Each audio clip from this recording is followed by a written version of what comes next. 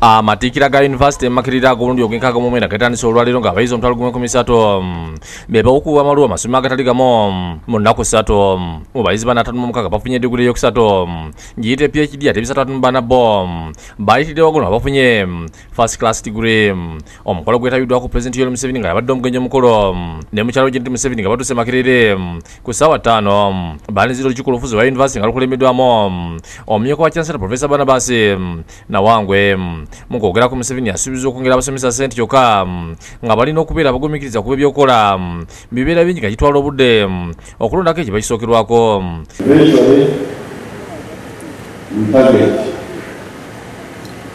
Global standards in terms of remunerating our public servants, not only academic staff, but even other staff. But doing it according to the capacity of the whole economy.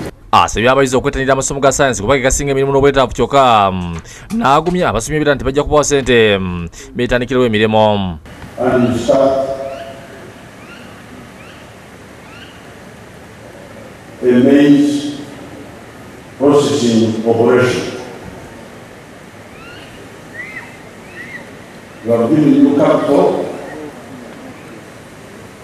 either a grant from the government or an interest-free loan or a low-interest loan.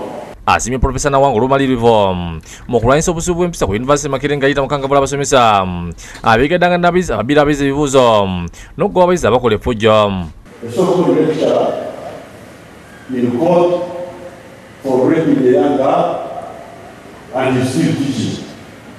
That's rubbish. Fukuza yeye. Fukuza mjinga huyu. We don't want industry. We don't want crime in Makerere University. Ye Minisita Janet Museveni asimye emirimu egy'okuliwa abakozi ba University za gavumenti n'agamba nti batebasasula bulungi gavumenti ekola butawera okugonjoola ebizibu byabwe. It is evident that after supplementary funding being available for salary enhancement and payment of arrears and a new structure almost being finalized, we will find a lasting solution to unending demands in this area. Ye Professor Nawangwe ategeeza nti bagenda kwongera olunaku za kutandikirako olusoma luno olw'akedemo k'abasomesa nga nayagala okusomesa bajja kumuwa obukuumi abatayagala basigale eka.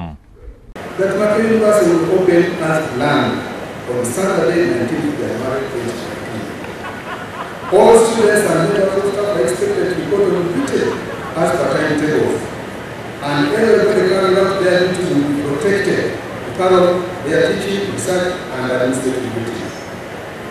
Anybody who does not wish to work may stay at home, but acts of intimidation will not be tolerated. Ye Chancellor Professor Ezra Suluma asabye abayizi okusa ebyosomeseddwa mu nkola okusobola okussa ettoffaali ku nkulaakulana y'eggwanga.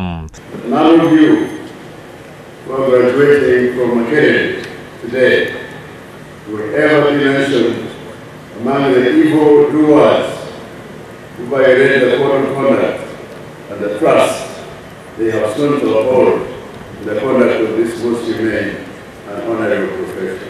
Abatikiddwa leero bakuguse masomo kuli ebyenjigiriza nakyo science, external studies, health sciences n'ebirala. Kulira bulungi ate nebaza bazadde bange kubanga tebibadde byangu. Musanyufu nnyo kuba olunaku luno lutuuseeko tebibadde byangu naye Mukama abadde nange. Ekintu kyoyinza okuwa omwana wo mu nsi muno okumutwala ku ssomero kwe kumuweerera. Nkoze degree in medical education. I thank God for have been made it. David Sikayombya ne Joseph Setimbe bakusakidde eggulu ino lwa Bukedde TV.